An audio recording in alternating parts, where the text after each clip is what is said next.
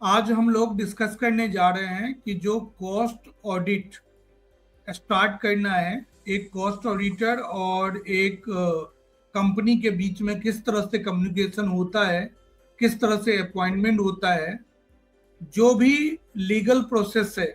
आज हमारे साथ हमेंद्र सोनी सर हैं, जो कि आपको डिटेल में बताएंगे कि एक कॉस्ट ऑडिटर का अपॉइंटमेंट किस तरह से होता है, क्या क्या कम्युनिकेशन होते हैं, कौन से लेटर ड्राफ्ट करके दिए जाते हैं, एक्सेप्टेंस क्या होता है, एनओसी क्या होता है, उनके बारे में हम डिटेल में बात करेंगे। तो welcome, welcome sir. Good evening Sandeep ji. Sir, आज हम लोग ये जानना चाह रहे हैं कि एक कॉस्ट ऑडिटर का अपॉइंटमेंट का प्रोसेस जो है कंपनी के साथ, तो कंपनी और कॉस्ट अकाउंटेंट के बीच में किस तरह से कम्युनिकेशन होता है, इनिशिएट कौन करता है, फिर उसका कौन रिप्लाई देता है, और किस तरह से अपॉइंटमेंट के बाद में एमसीए के पोर्टल पे इनको फाइल किया जाता है, कौन सा फॉर्म होता है, उन सब के बारे में हम आज प्रैक्टिकली आपसे जानने का ट्राई करेंगे sir.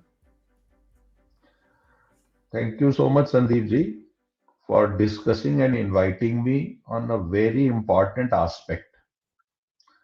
It is really a very important aspect कि what communication procedure should be adopted from both the sides, either from cost auditor or from company.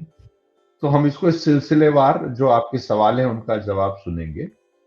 हमने इससे पहले के उस वीडियो में सेशन में हम लोगों ने पढ़ा था कि एप्लीकेबिलिटी ऑफ कॉस्ट ऑडिट क्या है।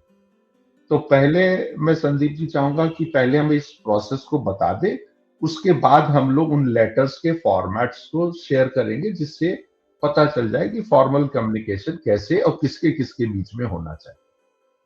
ठीक है? Yes sir. तो अभी मैं कंपनी के पॉइंट ऑफ व्यू से बोलता हूं। कंपनी ने ये देखा कि उस पर एप्लीकेबिलिटी कॉस्ट रिकॉर्ड की है या कॉस्ट रिकॉर्ड के साथ साथ कॉस्ट ऑडिट की भी एप्लीकेबिलिटी। तो पहला उसने चेक किया कि अगर उसका टर्नओवर रेगुलेटेड और नॉन रेगुलेटेड इंडस्ट्री की बात करें, वो हम लोग डिस्कस कर चुके हैं कि अगर सिर्फ कॉस्ट रिकॉर्ड्स एप्लीकेबल हैं तो उस केस में कॉस्ट ऑडिट एप्लीकेबल अगर नहीं है तो कॉस्ट ऑडिटर अपॉइंटमेंट का कोई क्वेश्चन अराइज नहीं होता। एक स्टेप हम आगे बढ़ते हैं। कंपनी ने देखा कि उसके ऊपर कॉस्ट ऑडिट एप्लीकेबल है और जो रेगुलेटेड और नॉन रेगुलेटेड के थ्रेशोल्ड्स हैं उनको हम क्रॉस कर चुके हैं, तो हमारे ऊपर कॉस्ट ऑडिट एप्लीकेबल है। जब कंपनी ने देखा कि उसके ऊपर कॉस्ट ऑडिट एप्लीकेबल है, तो सबसे पहला काम कंपनी क्या सोचती है कि कॉस्ट अकाउंटेंट या कॉस्ट अकाउंटेंट फर्म को ढूंढा जाए और उनके से संपर्क स्थापित किया जाए, जिससे हम उनको अपॉइंटमेंट के लिए कर सके। तो वो कॉस्ट अकाउंटेंट्स या कॉस्ट अकाउंटेंट फर्म को अप्रोच करते हैं। फिर कॉस्ट अकाउंटेंट जिसको या कॉस्ट अकाउंटेंट फर्म जिसको हमने कंपनी ने अप्रोच किया, वो उस कंपनी के बारे में जानना चाहती है और दोनों के बीच में जो फॉर्मल डिस्कशंस होते हैं उनके बाद ये तय होता है कि सर हम आपको अपनी कंपनी में कॉस्ट ऑडिटर अपॉइंट करना चाहते हैं। ठीक है, तो कॉस्ट अकाउंटेंट फर्म ने भी कह दिया कि हाँ ठीक है, आप अपॉइंट कर सकते हैं, जो ड्यू प्रोसेस हो वो आप फॉलो कर लीजिए, उसके बाद हम लोग फर्दर ये काम को स्टार्ट करें। तो जब ये प्रोसेस की बात हुई तो कंपनी की को हमने कहा कि आप कर लीजिए। कंपनी फिर अपने आ जाएगी, अपने बोर्ड से उसको डिस्कशन करेगी कि सर हम ये करना चाहते हैं। बोर्ड उसको एक अप्रूवल देगा और उस बोर्ड के अप्रूवल के बाद फिर हम कम्युनिकेशन करेंगे कॉस्ट ऑडिटर से, और फिर कॉस्ट ऑडिटर उसमें एक्सेप्टेंस लेटर देगा, कुछ एनओसीज देगा और फिर अपनी ड्यू डेट पर कॉस्ट ऑडिट को कंडक्ट करेगा। In between company CRA 2 file करती है और फिर कॉस्ट ऑडिट होता है, फिर सीआरए 3 दिया जाता है और सीआरए 4। ये एक जनरल प्रोसीजर मैंने बताया कैसे चलेगा। तो सबसे पहले जब कंपनी ने अप्रोच किया कॉस्ट अकाउंटेंट फर्म को, तो वो रिक्वेस्ट करेगी उनसे कि एक कंसेंट लेटर दे। संदीप जी, मेरी आपसे एक रिक्वेस्ट है कि वो कंसेंट लेटर जो पहला है, communication on the letter head of the company to cost auditor, अगर हम उसको साथ में रखेंगे तो ज्यादा अच्छा होगा, लोग ज्यादा अच्छे से समझ पाएंगे। ये पहला कम्युनिकेशन लेटर है which takes place between company and cost auditor, और अभी हम उसको यूं कहें कि कॉस्ट अकाउंटेंट या कॉस्ट अकाउंटेंट फर्म के बीच में।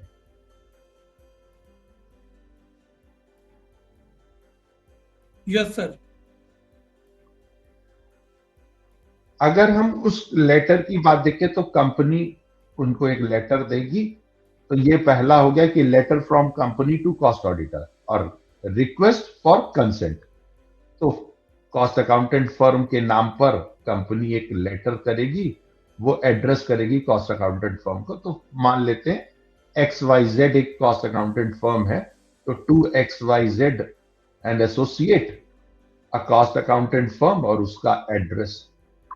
और उस कंसेंट लेटर में उसने सब्जेक्ट लिखा request for consent to act as cost auditor for the financial year. जिस फाइनेंशियल ईयर के लिए आपको अपॉइंट किया जा रहा है, उस फाइनेंशियल ईयर के संदर्भ में वो आपसे एक कंसेंट लेटर मांगेंगे।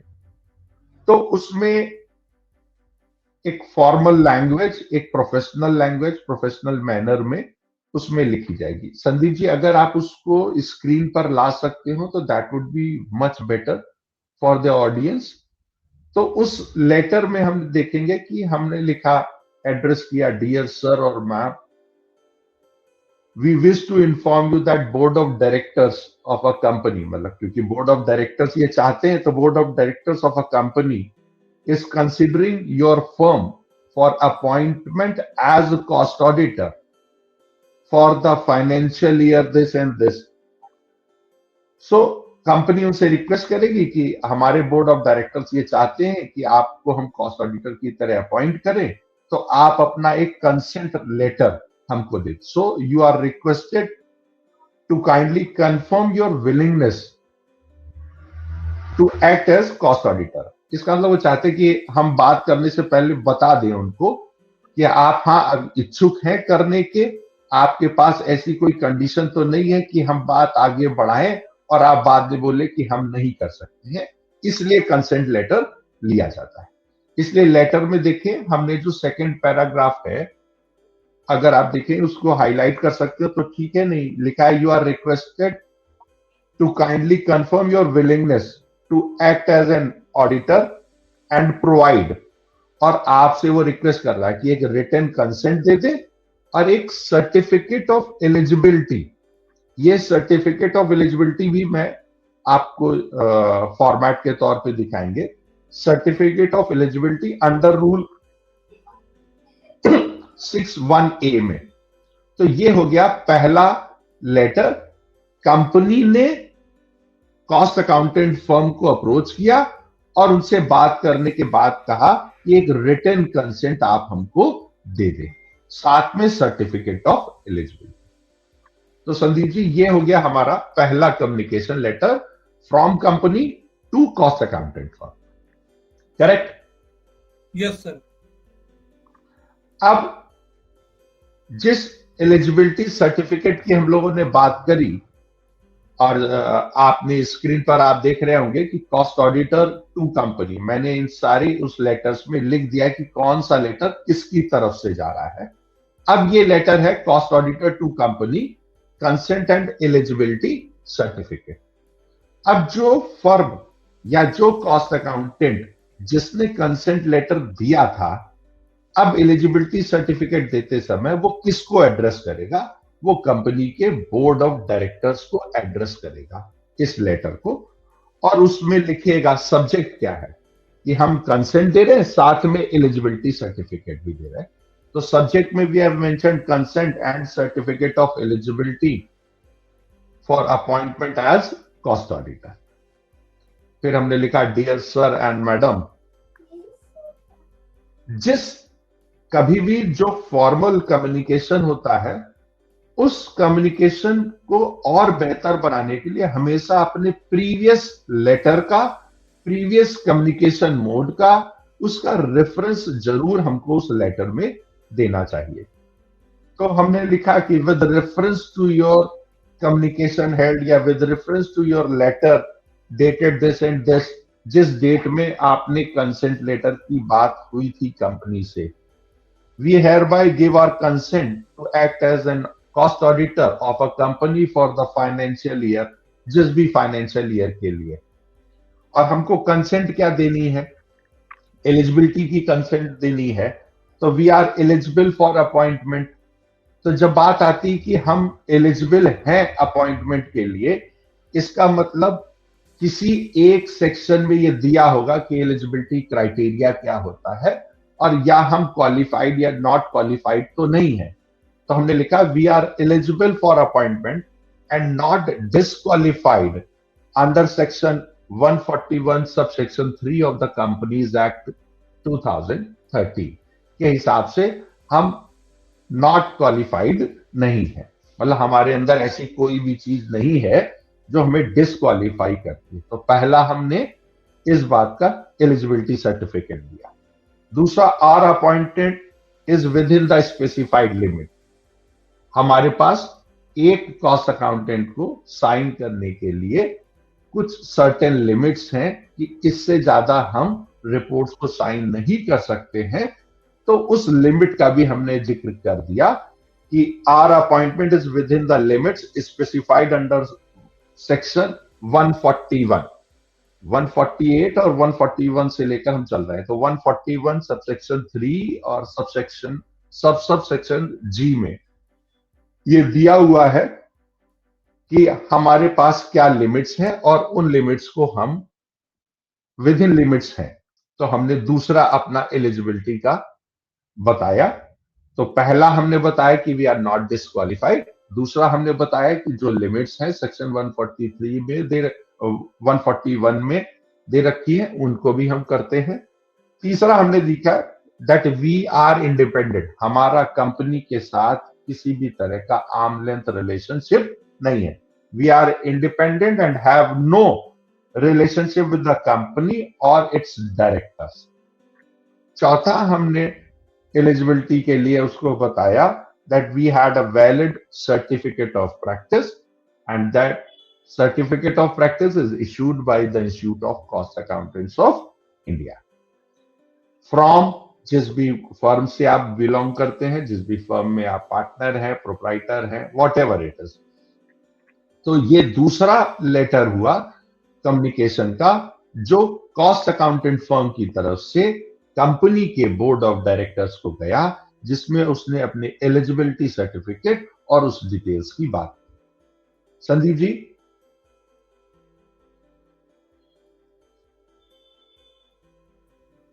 Yes sir.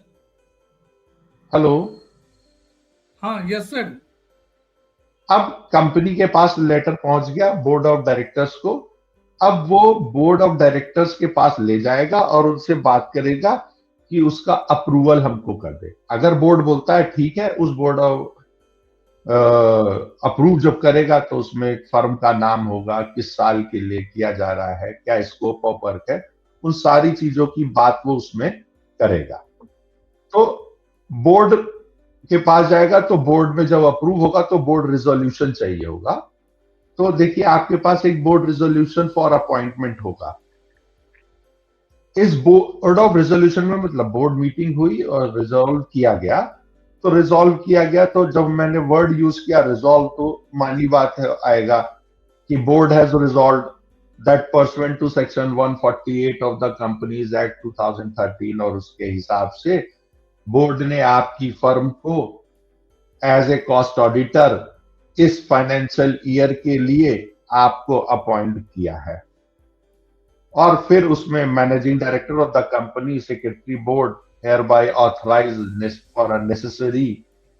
अब इसी समय बोर्ड आपको ये भी कह देगा कि कंपनी जो है वो इनके अपॉइंटमेंट के लिए जो ई फॉर्म, जिसको हम CRA 2 बोलते हैं, it mean CRA 2 is for appointment of cost auditor and it is a responsibility of a company to file CRA 2।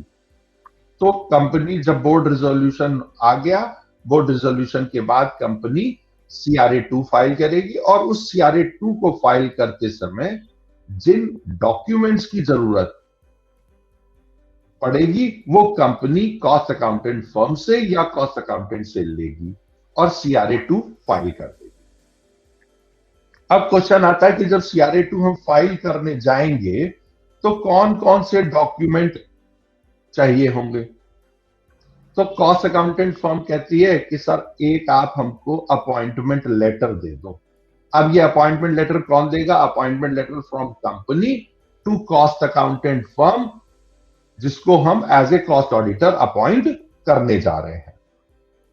तो अपॉइंटमेंट लेटर देगी, कौन दे रहा है? कंपनी। तो कंपनी के लेटर हेड पे होगा और एड्रेस किसको करेंगे? To the cost accountant firm. जैसे हम लोगों ने एक इमेजिनरी माना XYZ and associate a cost accountant firm, और उसमें हमने सब्जेक्ट लिखा appointment as cost auditor for the financial this and this.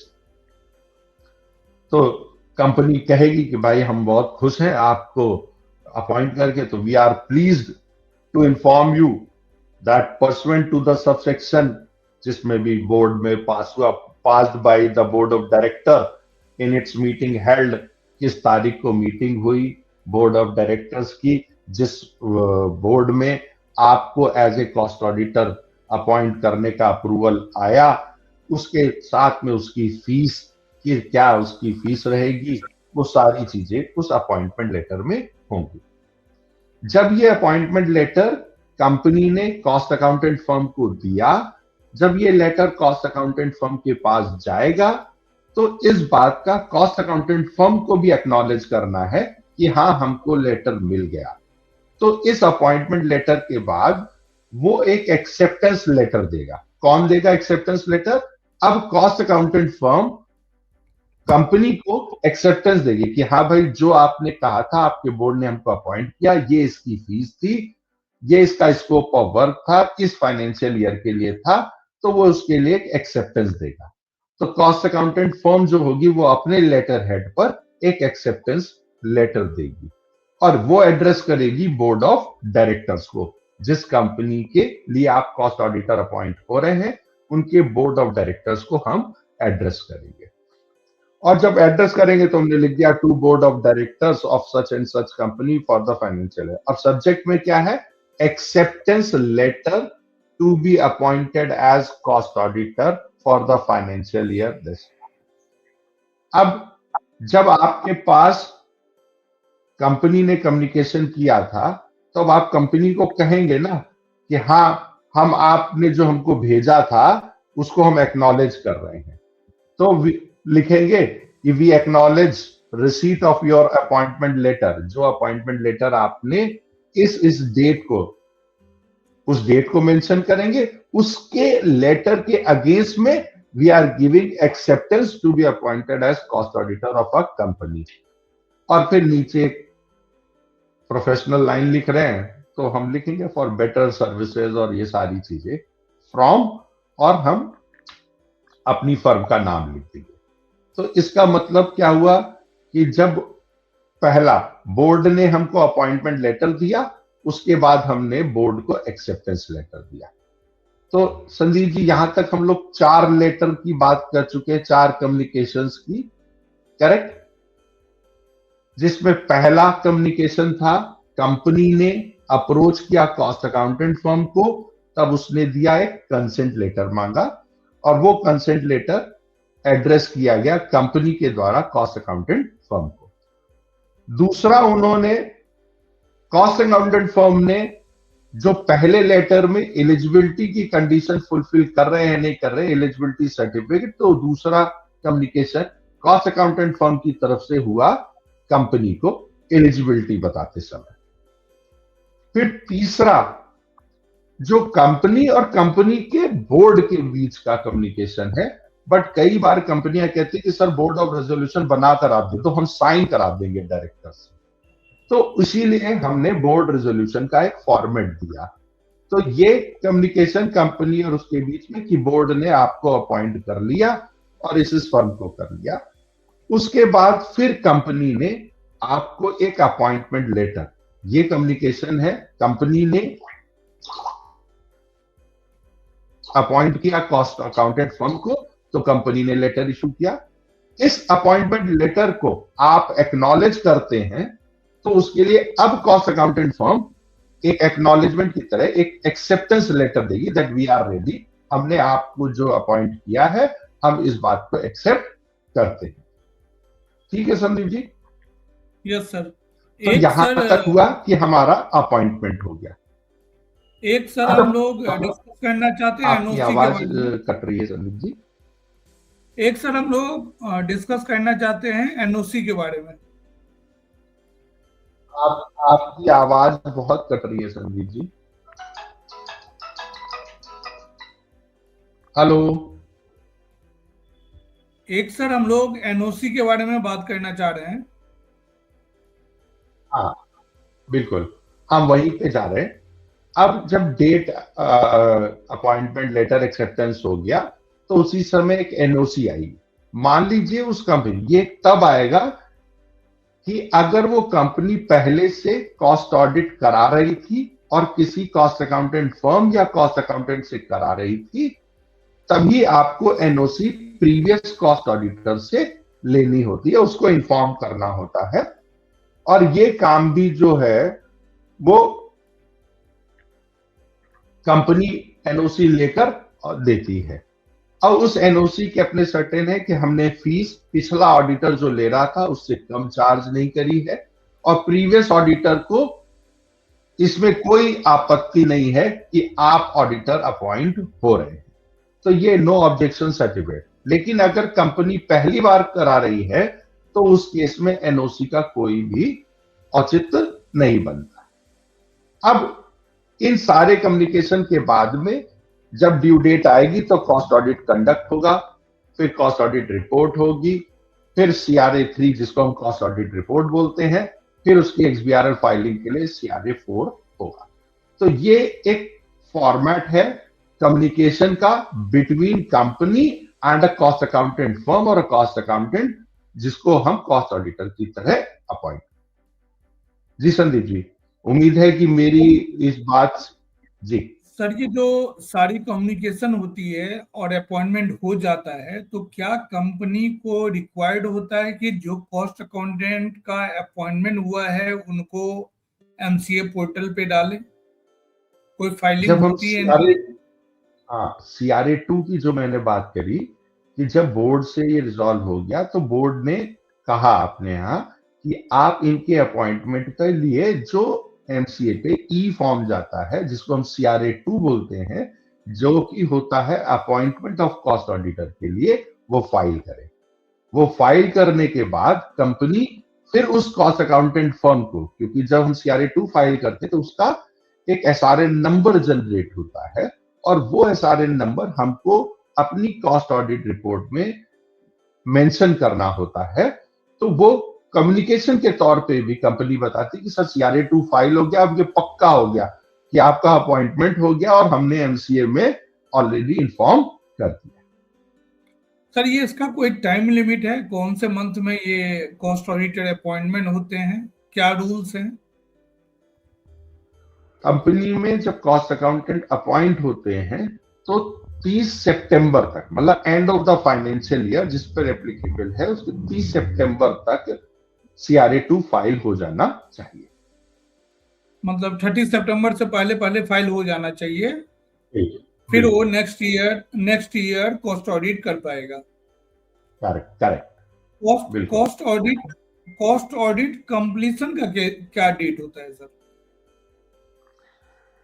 Cost audit completion के लिए वो बोलता है 180 दिन। जब फाइनेंशियल ईयर एंड हुआ उसको आप करेंगे तो वो आएगी 27 सितंबर, और हम ये समझते हैं कि वो 30 सितंबर, तो 27 सितंबर तक कॉस्ट ऑडिटर उसको साइन करके रिपोर्ट सबमिट कर देगा। जिस दिन रिपोर्ट साइन होगी जी। एक दो क्वेश्चन और हैं, पहले आप कंप्लीट कर लीजिए इसको। हाँ, और जिस दिन कॉस्ट ऑडिटर ने साइन किए उसके 30 दिन के अंदर उसका XBRL फाइलिंग हो जाना चाहिए CRA 4 की। जी पूछिए Sandeep ji. Sir, financial audit होने के बाद कॉस्ट ऑडिट होता है या हम पहले भी कर सकते हैं? संदीप जी ये क्वेश्चन थोड़ा ट्रिकी और टिपिकल है। नियमता ऐसा कहीं ये नहीं लिखा है कि ऑडिटेड फाइनेंशियल स्टेटमेंट के बाद ही आपको कॉस्ट ऑडिट करना चाहिए, बट कंपनियां जो हैं वो ये करती हैं कि कॉस्ट हमारा स्टैट्यूटरी ऑडिट हो जाए फिर कॉस्ट ऑडिटर उसको करे। बट हम कहीं पढ़ेंगे तो ये नहीं लिखा है कि ऑडिटेड फाइनेंशियल स्टेटमेंट्स के बाद ही कॉस्ट ऑडिट शुरू होना है। ये एक पैरेलल एक्टिविटी होनी चाहिए। ये स्टैट्यूटरी ऑडिटर कर रहा है और साथ में कंपनी के रिकॉर्ड्स बनते जा रहे हैं और फिर हम ऑडिट करते हैं। और तो हम इसीलिए लोगों ने सर, मिसकंसेप्शन जी यस यस, बोलिए सर। इसीलिए ये मिसकंसेप्शन लोगों के बीच में चला जाता है कि स्टैट्यूटरी ऑडिट होने के बाद हम करते हैं तो जो कुछ भी हम इनपुट ले रहे हैं यहां से ले रहे हैं। हम इनपुट वहां से नहीं ले रहे हैं, क्योंकि आपने जो पार्ट कर दिया, जहां आपका काम खत्म हो गया उसके आगे से हमारा काम शुरू है, तो हम फिगर आपसे उठा लेते हैं। अगर आपका नहीं भी होगा ना तो हम वहां से उठाएंगे जहां से इनपुट रिक्वायर्ड है। फिर हम बात करेंगे कि जो रॉ मटेरियल आया उस रॉ मटेरियल के लिए क्या BOQ था, क्या आपने स्टैंडर्ड्स फॉलो किए, फिर वहां तक आगे चली जाएगी। जी संदीप जी। इस वीडियो में जो भी कंटेंट आज डिस्कस हुए हैं उसको हम PDF के रूप में आपको डॉक्यूमेंट प्रोवाइड कर देंगे, ताकि किसी तरह का किसी भी पर्सन को क्वेरी होता है तो इजीली वो देख सके। सर, आज आपने सभी तरह के स्टेप्स जो कि एक कॉस्ट ऑडिटर का अपॉइंटमेंट से लेकर और कम्युनिकेशन कंपनी और कॉस्ट ऑडिटर के बीच में या फिर कॉस्ट ऑडिटर और कंपनी के बीच में जो भी होना चाहिए था वो आपने बहुत ही बारीकी से और एक सैंपल लेकर दिखाया। इस वीडियो के बाद किसी भी कॉस्ट ऑडिटर को जो कॉस्ट ऑडिट करना चाहता है और फर्स्ट टाइम कर रहे हैं तो किसी तरह का अपॉइंटमेंट लेने में, सारा प्रोसेस में किसी तरह का दिक्कत नहीं होगा। वो डायरेक्टली एक अपॉइंटमेंट का स्टेप कंप्लीट कर लेगा।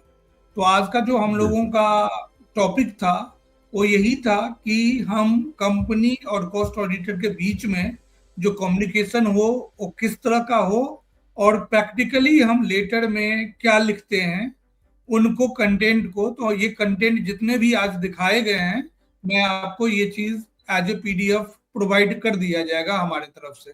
सर, कुछ बोलना चाहेंगे, बताना चाहेंगे? वैसे वैसे भी संदीप जी ये सारे लेटर जो हमारे इंस्टीट्यूट की साइट है उसमें प्रैक्टिशनर किट में भी ये सारे लेटर्स के सैंपल पड़े हुए हैं। हाँ? ये लेटर्स हमने थोड़े से शॉर्ट करके बनाए हैं और वहां पर भी पड़े हुए हैं। तो ये एक फॉर्मेट है कि ऐसा ये चीजें इंफॉर्मेशन इसमें आनी चाहिए। That is more important. Thank you sir आज के लिए। आज आपने बहुत अच्छे से हर पॉइंट को क्लियर करते हुए बताया, ताकि मुझे नहीं लगता है कि अब किसी को प्रॉब्लम होगी अपॉइंटमेंट के अंदर, कि किसी तरह का अपॉइंटमेंट नहीं हो, मतलब अपॉइंटमेंट होता है तो किसी तरह का प्रॉब्लम नहीं होगी। बिल्कुल। Thank you so much Sandeep ji. Okay चलिए।